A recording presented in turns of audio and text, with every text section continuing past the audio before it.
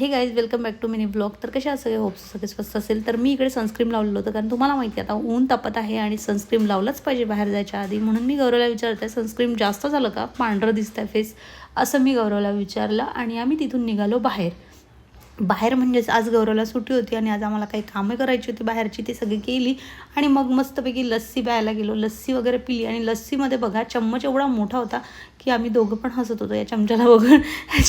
म्हणजे खूपच मोठा चम्मच होता आणि तर लस्सी वगैरे पिली आणि मग त्यानंतर आम्ही झेरॉक्स वगैरे काढले. आम्हाला थोड्या झेरॉक्स काढायच्या होत्या कारण आम्हाला जायचं होतं बँकमध्ये, थोडं काम होतं. त्यानंतर ना तहान लागली होती खूप जोरात कारण ऊन तपलेली आहे म्हटलं आणि मी काही बॉटल आणलेली नव्हती घरून. मग गौरवने बॉटल घेतली आणि मग जुडिओला गेलो. जुडिओला थोडीफार शॉपिंग केली, जे last time T shirt change करायचे होतं त्यासुद्धा केल्या आज आणि मग गेलो स्वामींच्या मंदिरात. आता तुम्ही डेली जर माझे मिनी व्लॉग बघत असाल तर तुम्हाला माहितीच आहे हप्त्यातला एक दिवस आमचा स्वामींच्या दर्शनाला जातो कारण ज्या दिवशी गौरवला सुट्टी असते ना त्या दिवशी आम्ही हमखास स्वामींच्या दर्शनाला जातो आणि बेसामधलं हेच ते मंदिर जिथे मी नेहमी जाते. तुम्हीसुद्धा गेले आहे का हे मला नक्की सांगा. लास्ट मिनी व्लॉगमध्ये तर सांगितलं नाही, सो या मिनी व्लॉगमध्ये तरी सांगा तुम्ही हे मंदिर बघितलं आहे का.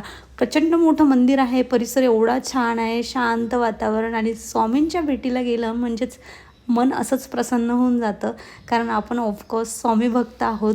आणि तुम्हीसुद्धा स्वामी भक्त आहात का, तर श्री स्वामी समर्थ बोलून द्या कमेंटमध्ये. तर बघा स्वामींची किती छान मस्त मूर्त दिसत आहे ना. आम्ही छान प्रदक्षिणा घेतल्या, स्वामींचं दर्शन घेतलं आणि एवढं छान निवांत दर्शन झालं आणि त्यानंतर घरी गेलो. चला भेटूया येणाऱ्या नेक्स्ट मिनी ब्लॉगमध्ये. बाय. श्री स्वामी समर्थ.